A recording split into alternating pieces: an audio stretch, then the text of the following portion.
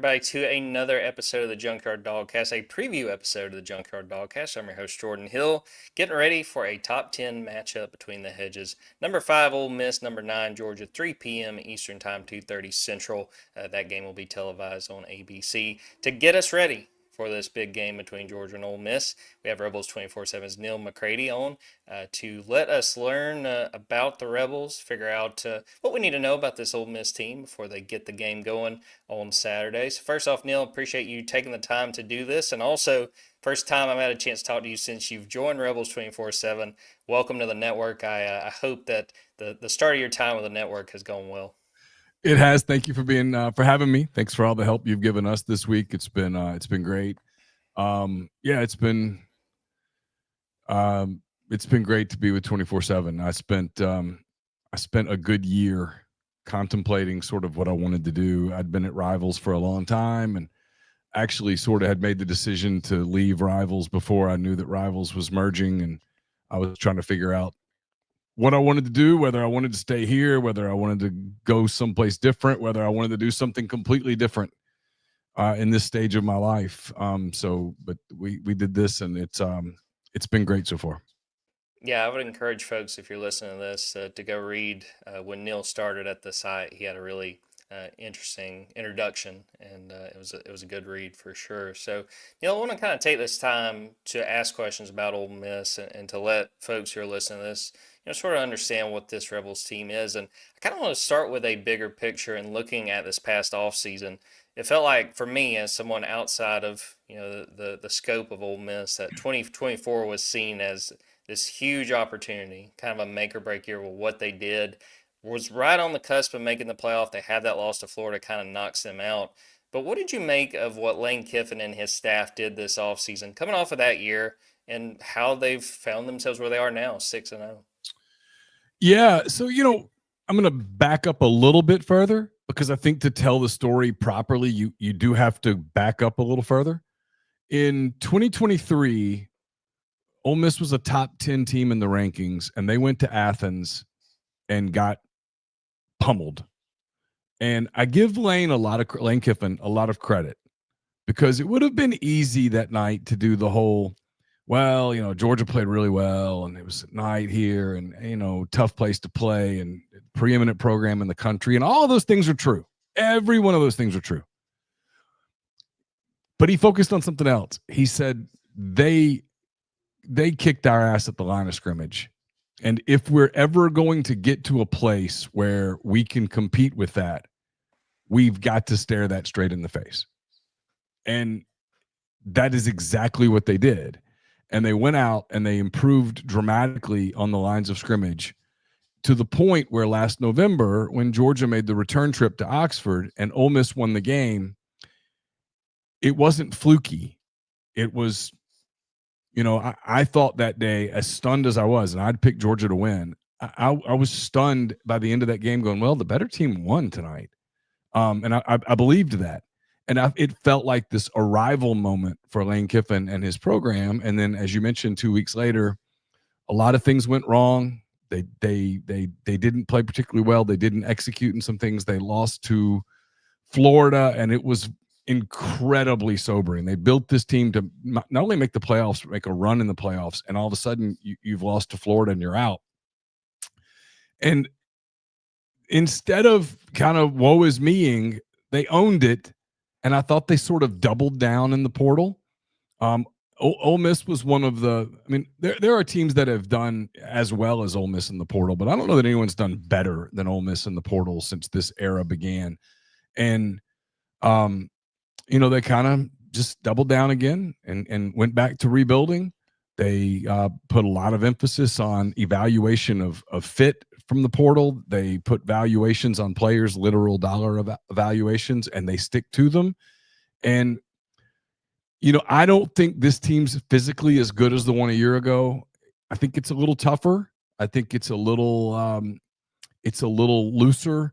We're going to find out a lot here for Ole Miss in the next 9 days, right? At Georgia, at Oklahoma, we're going to learn a lot about whether this team, I wrote this the other day, whether this team's a contender, a pretender, or somewhere in between. And I think all of those options are on the table going into this game Saturday. But, He's built a program culturally that expects to win, that believes it will win, that is not intimidated by environments or by opponents. I think they view themselves as a bit of a blue blood, even though they haven't yet established those bona fides. They don't have rings like Alabama or Georgia. They haven't been to the SEC championship game yet. They haven't been to the playoffs yet. But they've been a pretty consistent winner, 10 or more wins in 3 of the last 4 years, in contention in November in the last 4 years. So, I mean, I think culturally he's built the program that feels like it belongs where it is on Saturday, 6-0, ranked in the top 10, going to play a nationally televised game with game day there and all that stuff against a program that, when Lane says this, it's not lip service. He means it. It is a program that he views, Georgia, as the standard bearer, not only in the SEC, but nationally. Since the whole COVID thing, since 2020, he views Georgia as the measuring stick. And he has absolutely, without question, Jordan, this is not lip service, he has measured his program against Georgia the last 2 years and has made decisions based on how his team looked and performed against Georgia. Yeah, I remember the conversation at SEC Media Days before last season, and that coming up quite a bit with Lane because of how that Georgia game had gone and sort of what they wanted to do coming off of that. Now, with Georgia's game last week being a later one against Auburn, kind of gave us the benefit to watch some of the other games, check in and keep up with other games, and there's a lot of intrigue on that Ole Miss Washington State game, and it kept feeling like every time I looked, Washington State was hanging around and kept that thing interesting. Looking at that game, Ole Miss winds up winning 24-21. How much of that do you think was Ole Miss looking ahead and seeing, a trip to Athens the next week? And how much are there reasons from that game that would give you concern? Yeah, a little bit of everything. I mean, I think first thing you have to give Washington State a ton of credit. Here's this homeless program that lost. They have 70 new faces, I think, on their roster from a year ago. Got drummed by North Texas a few weeks ago, and yet they brought 6,000 people here. It was crazy. They brought a ton of people here. It was a big party for them. Their team showed up and played really, really hard. Had a good plan. Rogers has done a good job there, and they those kids played really hard. That said, and this, no matter how much the Kirby Smarts and Lane Kiffins of the world want to steer into, hey, these are professionals. The players get paid a lot. We get paid a lot. They're still kids, and they're not robots. They're humans. Ole Miss have come off an emotional win over LSU, where they played pretty well, into an open date. They'd spent part of the open date. People can deny this if they want. It's true. They spent the open date preparing for Georgia. Then they get, they're 32.5-point favorites. The game's at 11:45 in the morning. Wasn't a huge crowd. The student section was pretty empty. It was kind of sleepy, and they didn't play well.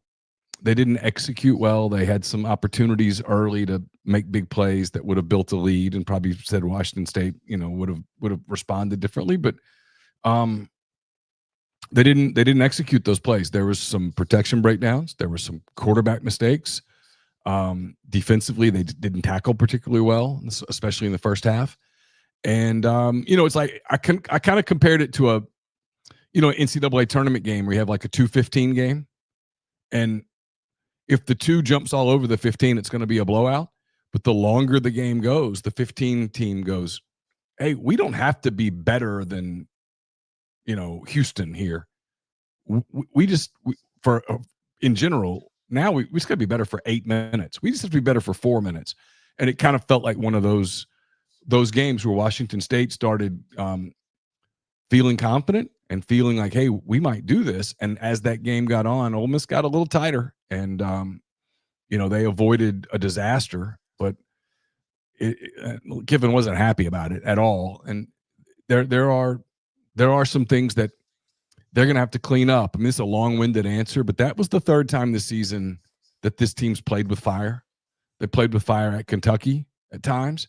They played with fire against Arkansas, could have easily lost to Arkansas, and then played with fire against Washington State. And I think Lane knows it, and he's told them this. If you keep doing this as they get to Athens, to Norman, against South Carolina, if you keep doing this, you're going to get burned, like fried. And so it was either a sign of things to come or a wake-up call.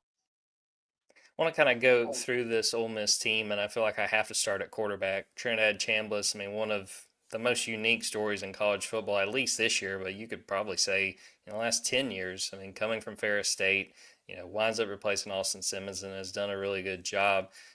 One, for the people who are listening to this, how exactly did Ole Miss find this guy? But two, what have you taken from his game? What do you like? What are the things he still has to work on? Yeah, so it's really interesting. When they signed him in May or April or whatever, I didn't think anything of it. I mean, we were like, well, they're just adding some bodies at quarterback.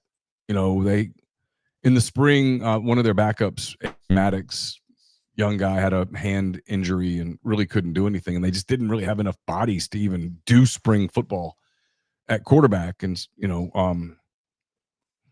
you kind of thought, well, they're just adding a guy. And then you saw him in preseason camp, and you're like, well, he's interesting. He's skilled. So he came from Ferris State. He's from Grand Rapids, Michigan. Played at Ferris State, which is a Division II school. Led them to the national championship. Put up pretty gaudy numbers at Ferris State. He's not a big guy, probably 6 feet tall. I'd guess 200-ish pounds. Very charismatic kid. Big smile on his face. Teammates like him. Athletic, not a burner, but he really moves well in the pocket, knows kind of has a sense of when to get out. Very accurate in the short passing game, not particularly accurate consistently in the deep game. I don't know whether he was going to push for playing time or not, but Austin Simmons got hurt late in the game at Kentucky. Couldn't really play against Arkansas. Chambliss was terrific against them. Chambliss was very good against Tulane. Made plays against LSU, and then I thought regressed against Washington State right around the same time that Austin Simmons is getting healthy. So I don't think there's a quarterback controversy for Ole Miss heading into this game, but I think Lane would prefer to go with Chambliss and stay with Chambliss probably the rest of the way. But there's going to be a temptation if Chambliss gets off to a slow start to at least see what you've got with Austin Simmons, because Simmons is more apt to make some mistakes, but he also is a much more gifted thrower and absolutely opens up the playbook in a way that Chambliss doesn't. Yeah, I know that if Austin Simmons comes in, there's going to be some Georgia fans that get a little nervous because he had the one drive in Oxford last year and drove him right down. I've seen several people say, "Oh, I hope we don't see Austin Simmons." So that remains, because if I recall correctly, Georgia had scored and was up 7-0, and Jackson Dart gets hurt, and you're like, man, this is like the nightmare start for Ole Miss. And one of Simmons's throws almost got batted in the air, and you're like, man, here we go. And then converted that 4th down, and then they get the touchdown, and the rest. And that drive sort of almost created this expectation for him going into the season that was unrealistic. There were media outlets that were, actively pushing for him being all SEC preseason. And you're like, what are you doing? I mean, when people talked about the Heisman, I'm like, he's not started a single game, and they're like, well, Arch Manning. I'm like, yeah, but he's not Arch Manning. This is different. And he in the games that he's played, he's made some really elite throws, and he's also made some really dumb throws, and which is what you expect from a first-year quarterback. He's 19 years old. He's very talented, but he's young. And so I've said this pretty consistently about the two quarterbacks. Simmons gives Ole Miss its highest ceiling. Chambliss gives Ole Miss its highest floor. I really didn't realize, Neal, until I started looking through the stats, how productive Kejuan Lacey has been this year. Second leading rusher right now in the SEC. What has impressed you about his game, and then just the way Ole Miss has been able to run the football this season? If they'd had this running game a year ago, they would have been a legitimate title contender. Everything else was there. They couldn't run the football consistently last year. really their best running option last year was Jackson Dart. Lacey's been terrific. He hasn't hit the big home run ball, but he's been very good in short yardage. He finds the open hole. He is able to create when something busts a little bit. He's been excellent in pass protection, which has been, I think, the big surprise for them. I think they wondered whether a young back coming in who Missouri basically signed off on a year ago, like, he's not the future for us. We're going to let him go. Ole Miss had committed him originally out of high school, and then he flipped to Missouri late. And so, they knew him, but I think they've been surprised that at his toughness. He's been real solid for them. I wrote this week that I thought, this is the start of the second half of the season. I think if you're handing out first half MVP awards on this team, not the league, on this team, I think he's it. Even more than Chambliss. I think Kejuan Lacey's the difference. I think if they had last year's running game on this year's team, I think this team has 2 losses, maybe 3. Looking at the rest of the offense, who are some of the other playmakers that Georgia fans should keep an eye on, guys that have a chance to really get this offense going on Saturday? Yeah, I think this is a really skilled wide receiver room. It doesn't really show in all the numbers yet, but there's a lot of talent at receiver. I would venture to guess that if you were to ask Georgia's defensive staff honestly what scares you about this game, it would be Ole Miss's receiver core. It's really talented. You have to take a lot of guys seriously. They got Harrison Wallace III from Penn State, kind of a big body, kind of a glider, can make plays, catches the ball, really good body control. Dejon Stribling from Oklahoma State, kind of similar, maybe a little bigger, a little stronger, maybe not quite as fast, but weapons on the outside. I think they've got one of, if not the best tight end in the league in Daquan Wright. He'll be NFL guys love him. I've talked to NFL scouts throughout the year. They big body, can catch, can block. When he's on the field, you don't know what's coming. A lot of times with tight ends, a guy comes in and you're like, okay, well, here comes the running package because this guy can't run routes and can't catch, or vice versa. And Wright can do everything. They love Deuce Alexander, speedster from Wake Forest. They like to get him the ball in space. They've done an erratic job of doing that. There's a freshman, Winnie Watkins, 5-star kid out of Miami that has begun to play a bigger role here in the last couple of games. I think they'd like to utilize him more. And then Caden Lee's been at Ole Miss for a long time, kid from Georgia. One of those really dependable guys who I think you take for granted and I think opponents overlook a little bit, but who is a big part of their program culture, a big part of their passing game. There's a lot of weapons there, and that's one of the reasons I think Kiffin was so frustrated on Saturday. Was there were upon review there were a lot of opportunities for big plays that, whether it was because protection broke down or whether it was because Trinidad Chambliss made the wrong decision or a bad throw, those opportunities didn't come to fruition. I think Lane knows. Look, if you're going to beat a Georgia, if you're going to beat an Oklahoma on the road, when those opportunities are there, you have to capitalize. You mentioned him being from Georgia, and I thought it was interesting that Kirby Smart brought up that Lane and his staff have recruited Georgia really well. I mean, just when you look at this roster, how valuable do you feel like that's been when they've gone into Georgia and some of the talent they've gotten? Yeah, I think they take advantage of the fact that Georgia's been a national program where, Kirby and them, no matter how great of a job they do, and they've done a great job, they can't take every great player. There are limits, and it means that you pass up on players in your state that maybe in a previous era you would have absolutely taken because you can get what you think are better players from elsewhere. It's not a slap. It's not an insult, but obviously it's motivation for a kid like Caden Lee who, Georgia recruited him, but they didn't offer. And, he comes to Ole Miss and that's a chip on his shoulder. And I'm sure when he plays the Dawgs, it's special to him. I mean, he's got family and all that stuff. And I'm sure there's a part of him that wants to show Georgia every time he plays them that, hey, you made a mistake, and Kirby knows that. I mean, he's dealt with that for a while now because Georgia's been a nationally dominant program for 10 years. And so, when you recruit at the level they do, you're going to probably make recruiting mistakes in your state. You know, just it's inevitable. And I'm not saying that Caden Lee was one, but you know, I think Caden Lee would play on this Georgia team for sure.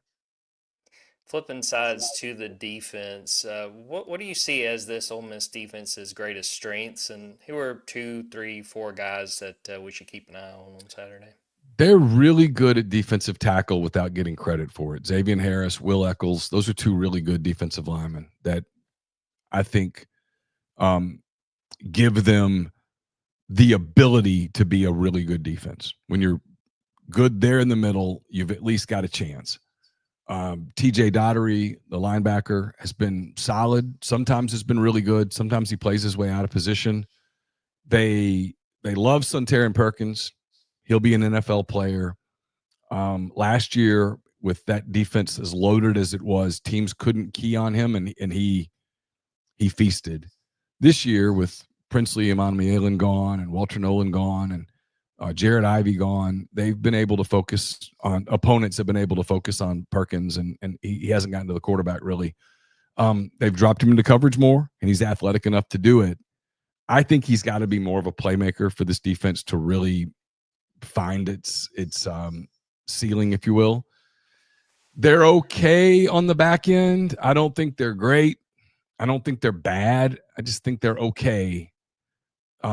Against Washington State, they didn't tackle well. And I mean, I know we're going to talk about the game in a minute. I will tell you that to me, one of the biggest things in this game is going to be Georgia loves the screen game. They're really good at it.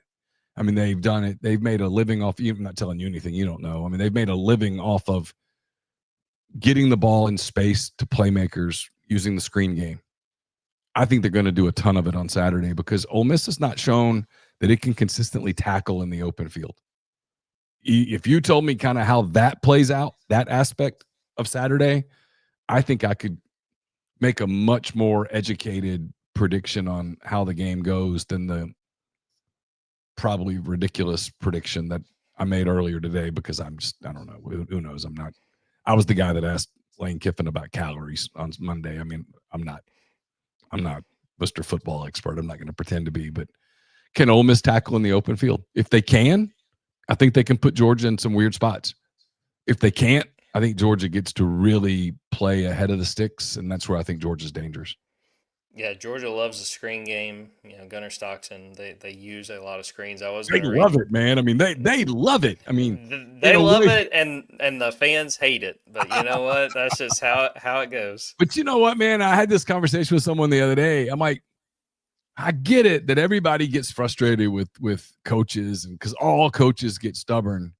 But Kirby's been there 11 years, and it's worked. And I mean, you get why a program gets an identity, and sometimes identities make you a little stale in spots, perhaps. But man, I mean, I hope Georgia fans from the outside. I mean, I hope they are able to look at this era and go, we are in the good old days. I mean, you're in that scene in I'm a big Office fan. The scene at the end of The Office where I think it's Andy Bernard says, I wish we could know when we're in the good old days, when we're in the good old days. Georgia fans are going to look back on this era quite fondly one day. Like, wow, what a run. What a time to be a Georgia fan. And I don't know that you'll look back and go, if only they hadn't run so many damn screens. They've made a lot of plays work with those screens, man. That program has been, and I think still is. I mean, this just measuring stick program that Alabama was before them, and those are eras that don't come around routinely for anyone. No doubt about it. I did want to read this quote, just part of a quote that Kirby had on Ole Miss's defensive line. He just said they got a couple of the best inside guys we've seen. So obviously they have gotten the coaching staff's attention. We're going to take a quick break, come back, and then talk specifically about this matchup. Couple of injury updates, what Lane Kiffin and the Rebels have said getting ready for this game, and then what we think we're going to see on Saturday afternoon.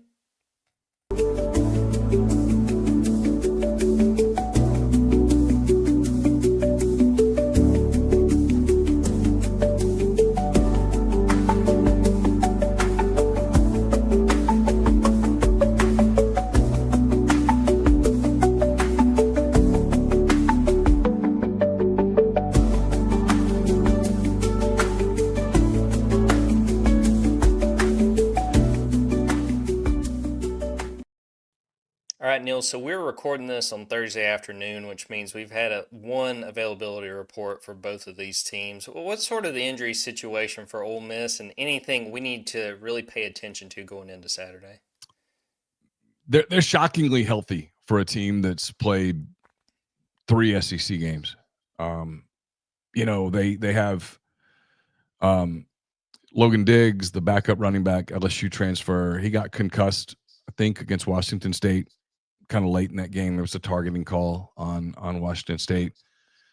He's listed as questionable, so I'm sure that just means he's in protocol. I don't know where that stands. They're never going to tell you that. I guess I'd be surprised if he wasn't available by Saturday.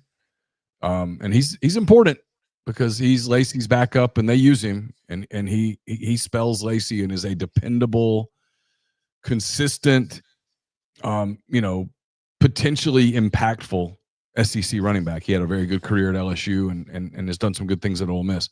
That's really it in terms of, impactful players who may or may not play. Everybody else is I think at a minimum available, and I think for the most part it's a pretty healthy roster. Georgia got some bad news on Wednesday. Kyron Jones, one of the starting safeties, is out. He's got a foot injury, out indefinitely. Don't know how long he will be out, but that's a huge blow, especially I have to imagine that caught Lane Kiffin's attention when that was announced. The other injury news, nothing new as far as who's out. Ethan Barbour, the tight end, receivers Talon Taylor and Thomas Blackshear, and center Malachi Tolliver. Some good news for Georgia. Ernest Green and Juan Gaston listed as probable for Saturday's game. Juan's been dealing with an ankle. Ernest Green has not played since the Tennessee game, so getting those guys healthy, getting those guys back, as long as they stay on track, will be really big for the Bulldogs. Well, Neal, looking at this week, aren't you glad you don't have an availability report on you every day? That would, like, my availability report would be, it'd be really bad. It'd be like hip, knee, didn't sleep well, shouldn't have had that extra beer. I mean, it'd be a lot of stuff on my availability report that would be embarrassing. I'm glad I don't live with that kind of pressure. My thing would just be questionable. And then someone would be like, this hasn't changed in like 8 days. And you're like, no, that's right. Yeah, that's about right. There would be an occasional probable. There'd be a lot of doubtfuls, but yeah. Looking to this week and what you guys have heard from Lane Kiffin, the players, what sort of stood out to you about what they've said about Georgia and get ready for this big road game? Yeah, I mean, they know what this game is, right? They know you have to bring your A game to go to Athens and win. I mean, Georgia's lost twice at home since 2019 now. They get it. There's nobody's kidding themselves. They know that they played badly on Saturday against Washington State, that effort will get them not only beaten but embarrassed on Saturday. They know those things. Look, I mean, here's the crazy part about this deal now, right? If you're looking at Ole Miss objectively, no matter what you think of this team, you think they're good, you think they're bad, I wrote that we're going to find out, are they pretenders, are they contenders, are they somewhere in between? They're 6-0. I mean, if they somehow found a way to beat Georgia by 1 point, 6 points, 2 points, whatever, win the game. I mean, I'm going to do my ULM math here. Let's see. 6 + 1 is 7 at ULM. That gets you a doctorate right there. 7 wins, no losses, 5 games left. If the conventional wisdom, which I think is flawed, by the way, but the conventional wisdom is 10-2 gets you in the playoff. One of the games left is the Citadel. That's 8. You have to win 2 of the next 4 games, and that includes every game but one inside the state of Mississippi. They do finish at Mississippi State at the end of the season. I mean, if Ole Miss beats Georgia, you start talking about Ole Miss in a completely different light. You start talking about Ole Miss as a borderline playoff lock. You start talking about Ole Miss getting to Atlanta for the SEC championship game for the first time in its program's history. You have a different conversation. It's a huge game. Now, if they lose on Saturday, they don't really have to wallow in it. I'm a big NBA guy. My team just won the title. I'm a Thunder fan, have been since they first got there. My brother lived in Oklahoma City. I'm not a bandwagon guy. You're playing the first 2 games on the road in a series. Everybody will tell you, let's get one, right? That if you win game 1, you're like, hey, this is awesome. And if you get beaten game 2, you always go, well, we got one. We came here to get one. If you lose game 1, you immediately go, hey, let's just get game 2 and we're good. And I do think for Ole Miss, that logic applies in terms of making the playoff. If Ole Miss loses to Georgia, it's got to turn the page like somewhere in the air between Athens and Oxford and focus on Oklahoma. But I think everybody knows that inside that program. I mean, you can do the whole one day at a time, one game at a time. Everybody's got a phone. They know the deal. So it's not a free shot because Ole Miss's resume is potentially bad at 10-2. Like, let's say LSU loses to Vandy, LSU loses to Bama, LSU loses to A&M. And at the end of the year, you're 10-2 with losses at Georgia, at Oklahoma, and your best win is LSU, and they're 8-4, and your next best win is like South Carolina, and they're 6-6, and then your next best win is Arkansas, and they're 4-8, or I guess Tulane. I mean, you're maybe okay, maybe even probably okay, but I don't know that you're definitely okay. So I don't think the whole free shot thing applies, but it's a hell of a big opportunity if they were to win in Athens somehow, some way. I mean, they'd have to really choke it up to not get to the playoff. No, I think that's totally fair. And to me, the way you're sort of describing this Georgia game for Ole Miss, this was how I looked at the trip to Tennessee, because that was, it was earlier in the year for Georgia, but they'd beaten Marshall, they'd beaten Austin Peay. All right, go play somebody with a pulse. And Georgia, they messed around. They didn't make it easy, but they did find a way, and I think it's a very similar opportunity for Ole Miss. Yeah, I do too. And I remember watching some of that Georgia-Tennessee game where you're like, there was a period there where it looked like Tennessee was going to get it. At least, I was in a press box getting ready to cover a game, and you know how that works. I mean, your fans don't get they get to watch a game. You're kind of doing stuff, and you're seeing who's warming up, and you're doing all this other stuff, and you look up and you miss 12 plays, and so it was it wasn't a scientific eval of the Vols and Dawgs, but it kind of looked like, man, Tennessee's going to get this one. And I was thinking for Georgia, well, this is, you have a game on the racket, you let it off. Sometimes that comes back to burn you. And then, I guess for Georgia, I kind of thought Georgia was beating Alabama until it didn't. And so maybe it kind of evens out, when you play those games. I don't know. It's the league's good. The coaches talk about this all the time. And a lot of times I think it's sort of propaganda-ish. But this year, I think it's really true. Like, who's bad in the league? Kentucky. Kentucky's bad. Who's good? Who's elite, could win the title good, that you'd be willing to, bet anything short of your children's futures on that team? I don't know if there's one. I really don't. But then you do but who's good enough to beat a lot of people? And it's like damn near everyone. Like, look at Arkansas. They're going to go 1-7 in the league probably. They had Ole Miss on the ropes. I mean, dude, that if they don't fumble, they win. Like, Ole Miss was 1 or 2 plays away from entering that part of the deal where you go, okay, let them score so we get it back. And then, they scared the hell out of Tennessee last week in Knoxville. I mean, so that's the league. I think Mississippi State's much improved. Vanderbilt, we do this deal with Vanderbilt. We're like, oh, they're cute. I'm like, they're not cute. They're good. I mean, their quarterback's, a maniac, but the rest of their team's they're pretty strong. I mean, I guess you could argue that Florida's not very good and they're going to fire their coach and all that stuff. But, Florida defensively is capable of keeping them in games. And, Auburn's going to fire their coach. But, they were an inch from 17-0 over Georgia. So I think that's the league. I think that's the maddening part for coaches. Lane talks about it all the time. I'm sure Kirby does too, that I don't know that people outside of the SEC fully appreciate that part of SEC football, where if you're not on, you can get beat. Look at a year ago, Ole Miss lost to Kentucky, Tennessee loses in Fayetteville, Alabama loses at Vanderbilt and at Oklahoma. I mean, and none of those games were fluky. It just happens. The day that Ole Miss lost to Kentucky played really well. And then they're not going to win another SEC game maybe for half a decade. Yeah, the thing to me, I've kind of had to adjust when we go through an SEC season, really in the last couple of years. I start looking at records, Neal, like I do an NFL team. You're not expecting an undefeated team. There's going to be guys that, teams beat up on each other. And me and Brian talked about this last night on y'all's podcast, that you look at the possibility that, you get through this thing if you're a Georgia or an Ole Miss. I mean, Ole Miss ending the year against Mississippi State, you don't know what's going to happen. Then on the Georgia side, this isn't an SEC team, but they end the year with Georgia Tech. Like it is going to go down to the wire, I think.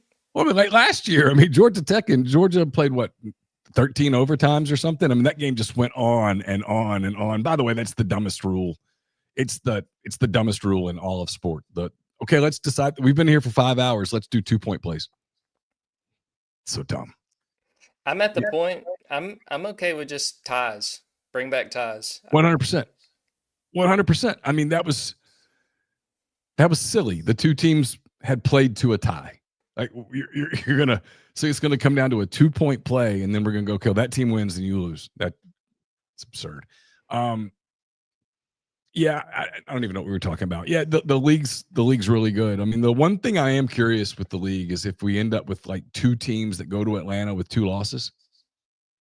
Like let's say it's 10-2 Georgia and 10-2 Texas A&M. Someone's going to lose the game in Atlanta, which means, and I'm going to do my ULM thing again. 2 + 1 is 3. Does that eliminate you? Because if it does, every coach in the league, when they reconvene sometime in January or May or whenever, they're going to look Sankey in the eye and go, this Atlanta thing has to stop. It's got to stop. No, we're not going. And so if I'm Greg Sankey, that is my nightmare fuel, is that, you get this glut of teams that could easily finish 10-2. I mean, it's Georgia and Bama and A&M and I guess Texas conceivably, and Ole Miss and Missouri. And I'm probably leaving somebody out. Texas, I already said them. Oklahoma, I guess. I mean, could get to 10-2, and they play each other in Atlanta because of some convoluted tiebreaker that puts those teams there. And then they all look at each other and go, one of us is going to lose. What happens now? And there's no guarantees. That deal, that's not going well. That's got to be, I bet that keeps him up at night. It would keep me up at night because, I mean, I can only imagine Lane Kiffin at 10-2 in Atlanta playing whoever you want him to play. That would be a week that the league would be very frustrated with Lane, and he would just pay the fine. I don't think he would put a governor on his comments. I think he would just let it go. He would tell you how stupid this is. That why are we doing this to ourselves? Like seriously, like let's say it's 10-2 Ole Miss and 10-2 Georgia back in Atlanta. Lane would say, if we don't play, we're both in. But since we play, one of us has to lose. That's the way it works. And that team might be out. This is dumb. He would have a valid point. Think about the fact, too, that next year they're adding an extra conference game for everybody. I know. I know, with no guarantees at all. And it's, yeah, I mean, that's going to be, I can already tell you that's like the theme of media days next July in Tampa. Checks notes, SEC venue, Tampa. Yeah, people get mad at me for asking questions about calories, and then they go put SEC media days in Tampa when it's just so obvious. Just put the thing in Nashville and be done. Anyway, you didn't ask about media days. I'm sorry. No, you're all good. All right, let's look at Saturday, and let's look at it from the Ole Miss perspective, Neal, of let's say this thing goes well for Ole Miss. What do they need to accomplish? What do they got to do to put themselves in a position to win this game? I think they have to take advantage of Georgia's secondary. When opportunities are there, you have to hit. I think you can't have turnovers. You can't give Georgia a short field. I think you have to play a really clean game. That's number one. I think you have to have some explosive plays. I think you have to tackle well in the open field, put Georgia into, instead of 3rd and 2, 3rd and 8. I think you want to force Georgia to have to open up its passing game a little bit. which isn't to say that they can't pass the football, but that's not really what they want to do. You have to make them do some things that they're not super thrilled with. I mean, Georgia likes to, you get this one high, one-on-one, they'll go deep. Ole Miss doesn't do a lot of that. Ole Miss is more of a bend but don't break, a lot of too high, a lot of zone. It's probably not what Georgia wants to run the football. They want to run their screen game, get a lot of second and twos, second and threes, third and twos where everything's on the table. That's how Georgia wins. Ole Miss has to keep them out of that, and then they have to play clean. And that's their only path to winning on Saturday. It's you have to play a really clean brand of football. You have to stay composed. You've got to understand with Georgia that it's 60 minutes, that you're going to have some adversity, and you can't let it break you the way that it did Ole Miss 2 years ago, the way that it did Auburn on Saturday, or pretty much every time a Hugh Freeze team plays. You've got to do that. That's the path. I mean, I think if they do that, they have a chance to win the game. I mean, Ole Miss is good. They're talented. They've won 28 of their last 33 games. I mean, Lane's done a great job building a program. They're perfectly capable of going to Athens and winning, but boy, you have to play really, really well and really, really clean to do it. All right, what do you think we're going to see on Saturday? How does this one play out? And Neal, give me a final score prediction. Yeah, I don't trust Ole Miss's ability to tackle in the open field. I don't trust Ole Miss's ability to shut down the Georgia running game, to shut down the quarterback run. I think ultimately it's a close game for most of the game. I think they end up making a mistake or two in the passing game. And I've got Georgia winning 30-20. If you told me that I was off with that pick, I would say it's closer than that. I don't think it's more than a 10-point game. Like, the only thing that would surprise me is if I always do the football gods dropping into my studio, and they never do. It's kind of hurts my feelings as much as I give the football gods props. And, I mean, I give them a lot of free publicity, and they never, ever just show up for a minute. But if they did show up and tell me this game's a blowout, meaning more than 14 points in either direction, I think I'd be pretty stunned. I don't know about you. I think that would blow me away. Like, I don't see that. I think it's a close game that Georgia kind of pulls away and makes it a 2-score game late. That's the way I am envisioning it in my mind for some reason. I think you and I are on the same wavelength. I've got Georgia 28-20. I think that Georgia's going to lean on the run game. I think that I've got 30-20, and you got 20. I mean, you're an idiot. I mean, I've got 30-20. That's just, I mean, come on, Jordan. I need to go back and rethink some things. But no, I think it's a competitive game. I think that the questions with Ole Miss's defense and the run defense. I feel like, for me, I think Ole Miss got to have their best game against the run if they're going to have a chance to win on the road. Absolutely. And their best game tackling, because I think Georgia uses the screen game as a run. They use it to open up the pass, but a lot of times it's, hey, we're going to get the ball. Jones, 32.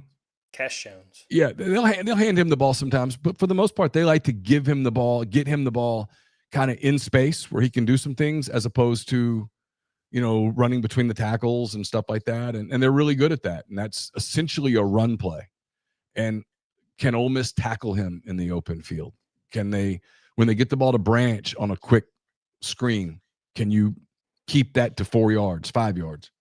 They're going to get theirs, but can you prevent him from turning it into a 50-yard play? I think that's the key. And if Ole Miss does that, man, if they do that consistently all day, they got a real shot. That is their shot. And because I think if they do that, I mean, Lane's going to get his. That's just the way it works. He's a brilliant offensive mind. I've covered him now for, this is 6 seasons. He's going to find a way to get some big plays. Just what he does. He's very, very good at it. And they'll get some opportunities. And so if you can keep a game close and maybe stay ahead a little bit and hit a big play and make Georgia contemplate getting out of its identity some, that's your path. You can do it, but it's hard. Other scores from the Dogs 24/7 staff: Ben Wolk has Georgia 31-17, Kip Adams has Georgia 30-20, and Olivia Sayre has Georgia 31-24. Well, Neal, I really appreciate you. Obviously, Kip Adams is the smart one there. I mean, great minds. I mean, look at Kip. I bet Kip heard my calorie question, was like, that was genius. He did some digging, I think, once he saw that one. Neal, I really appreciate you taking the time to come on the podcast. I want to give you an opportunity, plug anything you got going on, Rebels 24/7. Just if folks want to learn more about Ole Miss, what they should be looking for, when they can go see it. Yeah, I mean, let's be honest. Most of your people aren't going to want to subscribe to an Ole Miss site. So I'll tell you something that a lot of your people would like. I do a show twice a week with Tyler Siskey. It's very creatively named. It's called McCready and Siskey, and I apologize for that. It's called McCready and Siskey, and it's on MPW Digital. I'll get you a link or something if you want to share it with your people. It's on YouTube. We live stream Mondays and Thursdays, 2:00 Central, 3 Eastern. We talk SEC. It's not an Ole Miss show. I mean, we'll talk about Ole Miss because they play in the SEC, but we talk about everybody else too. Georgia a lot, obviously Alabama a lot. AJ McCarron, the former Alabama quarterback, joins us most Mondays. He's got a big announcement coming up in his world, and I don't know how that's going to impact what he does or doesn't do, but regardless, he's with us most every Monday. We've had a lot of coaches on. Justin Steele, the Chicago Cubs pitcher, comes on sometimes and makes picks. Taylor Moore, the professional golfer, comes on, makes picks. So we have a lot of fun on the show. That would be the one that you don't have to be an Ole Miss fan to enjoy it at all. In fact, being an Ole Miss fan would not make you enjoy the show any more than anything else. So it's McCready and Siskey, powered by Rain Total Body Fuel. 300 milligrams of caffeine. I'm kidding. Lots of caffeine. So you can get on the show, and I think you'll enjoy it. We have a pretty big audience and pretty wide reach, and we talk about the Dogs a lot. So you guys would probably like that. A lot of talk of caffeine and calories, more than I was expecting on this show, Neal. Yeah, well, that's me, man. I mean, look at me. You can see it. I mean, me and Kiffin, we look exactly the same. I don't even do the hot yoga. I just get on a Peloton. Yeah, I kept waiting for Lane to take a shot at me when I said that about calories. I kept waiting for him to go, you are going to ask me a question about calories? But he didn't. He took the shot at Kirby instead. If I were him, I would have taken the shot at me because Kirby's got a chance to beat him on Saturday. I don't. Yeah, I got a feeling Kirby may bring that up depending on how Saturday goes. If I had to guess, just knowing Kirby's smart. I mean, I will say Lane has a lot of respect for Kirby, and he did follow that answer with, he's joked with Kirby about it before, and Kirby's like, "Hey, I'm too stressed to work out." So I don't think it was I have a feeling it was not a shot that hurt Kirby's feelings. I don't think it was. I don't think that gave Kirby extra motivation for Saturday at all. I think the two guys have fairly positive feelings for one another. Well, we'll end the episode right there. I want to say thanks to Neal for popping on. Thanks to everyone who watched this live, everyone who's watching or listening to this after the fact. Go subscribe to Dawgs 24/7. Go subscribe to Rebels 24/7. We've got a ton of stuff getting ready for this game. A big visit weekend for Georgia, expecting a lot of notable recruits in town, so you want to stay glued there. Check out our YouTube, Dawgs 24/7. Subscribe to the Junkyard Dawgcast wherever you get your podcasts. Please rate and review. That helps us a ton. Subscribe to our TikTok. We got all kinds of good content, and we are getting ready for another big home game. So we'll wrap it up right there. For Neal McCready, I'm Jordan Hill. Until next time, take care, everybody.